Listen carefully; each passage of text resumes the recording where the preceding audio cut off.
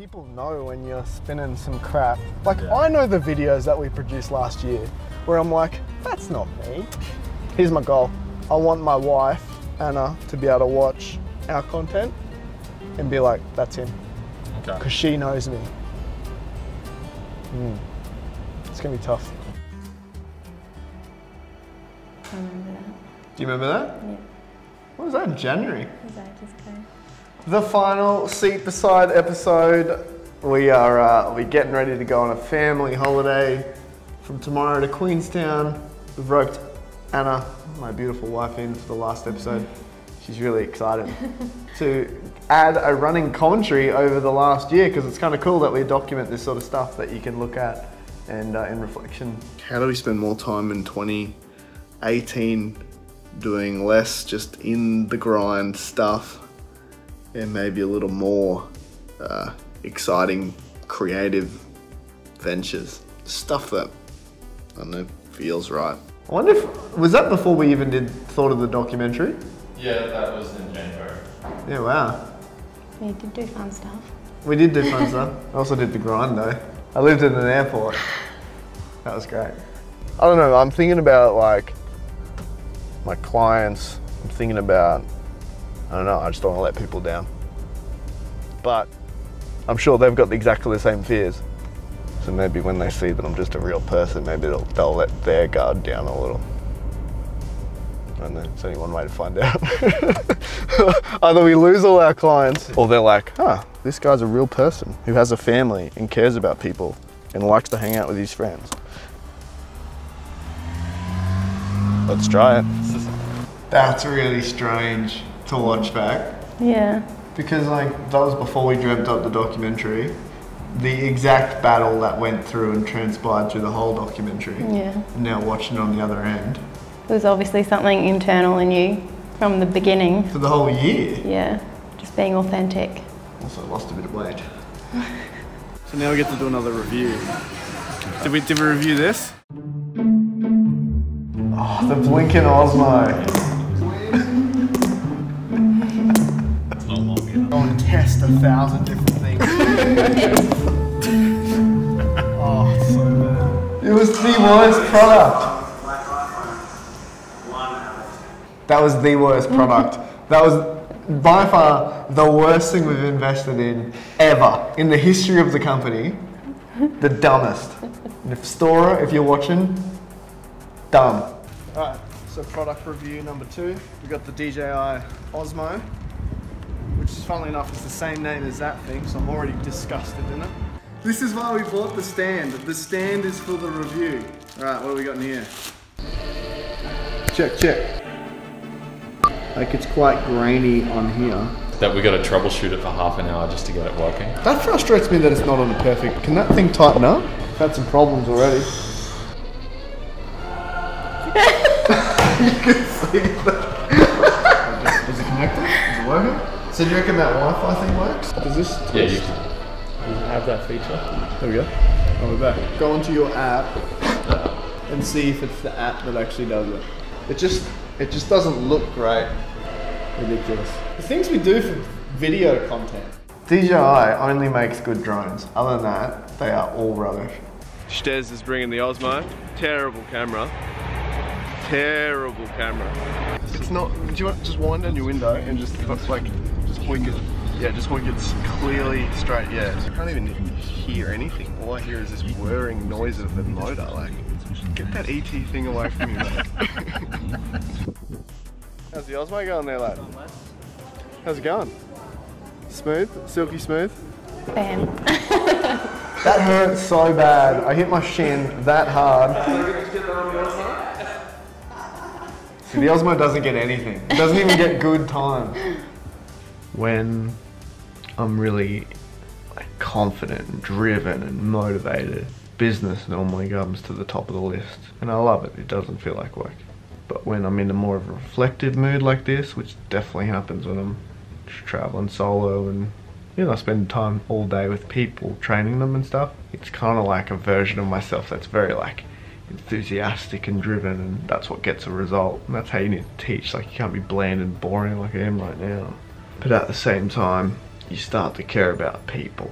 and family and friends and experiences and the stuff that actually matters. The blend is in the middle, but balance never really occurs. Nothing's ever 50-50. Nobody's ever on the fence. It's always a couple of percent this way or a couple of percent that way. So it's this constant balancing that needs to happen. And I haven't quite figured out how to do that well. Big year of travel. Too much. Too much travel. Too much travel. Big year of learning when you look at it like this. Forgot about that. I completely forgot about that one. Lonely nights.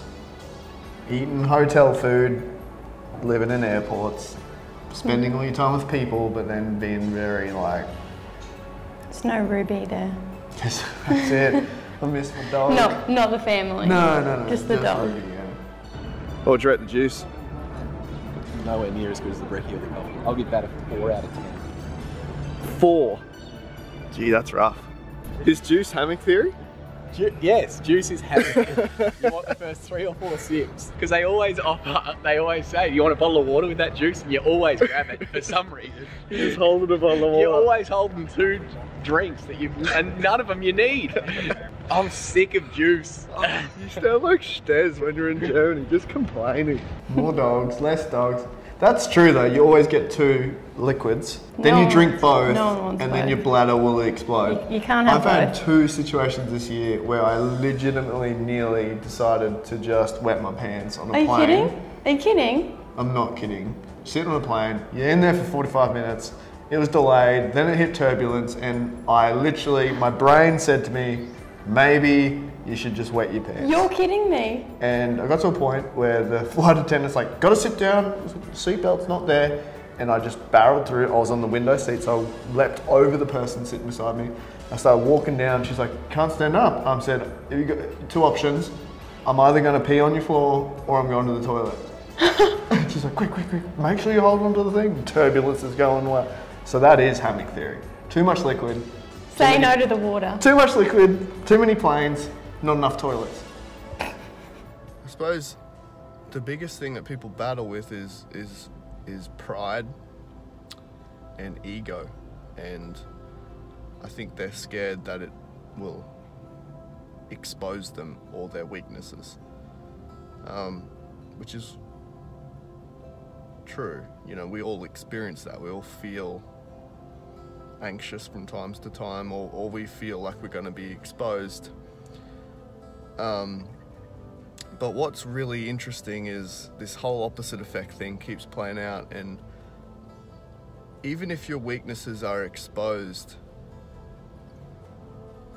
by moving into them and not being afraid of them being exposed, or living with a sense of humility, of openness, of radical transparency, that you find real strength. And it's kind of interesting in that way, that it's all about the opposite. So that's the action plan. Now's a great time to be thinking about goals, thinking about milestones. New financial year coming up quite soon, but walk in humility, lower the ego, be okay with exposing your weaknesses, be okay with just putting it out there and saying, I need help with this, or I don't know it all. Because I know for me personally, producing video content it scares me. Honestly, doing the Super Side scares me, because I'm showing people more and more of what it is that I am and what I do and how I think, and my fear is that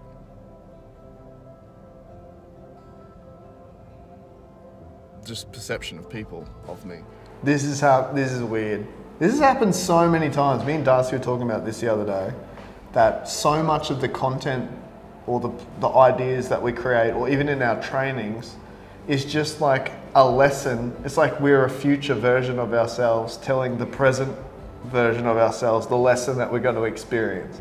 And that's exactly what that is. Like, you overlay the documentary and you see that. It's just like the future, I don't know, it's weird.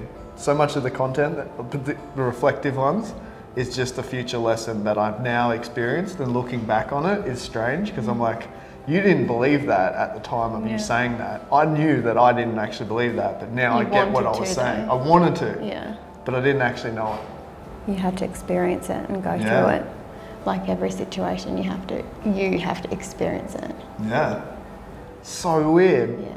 There was one that we released like a few weeks ago, and you said that sounded like you. You seemed really. Do you remember you saying that? Yeah, just really. Yeah, really authentic. Like that was just what I hear at home. Yeah. What a year. Thoughts, Ben? It's been a good year of lots of learning. I kind of feel comfortable in my own skin for once. Yeah, it's good. Which I think means 2019 is going to be a good year. It's going to be a good year. Well done. Put it there, partner. Good year. Good year. 2019 is going to be great. So I want to thank you all for taking the time. Wishing you a massive Merry Christmas with the people that you love. Merry Christmas with the people that you love. I hope you have a great holiday and you don't have to think about work at all, because even for once in our lives we're not planning any content or anything over the break. We're literally going to take a holiday. So we're off to Queenstown tomorrow. Got to pack the bags. Got to pack the bags. I'm out of here. And Amben's probably got a parking ticket. So thank you, thank you, thank you, thank you, thank you. See you in the new year.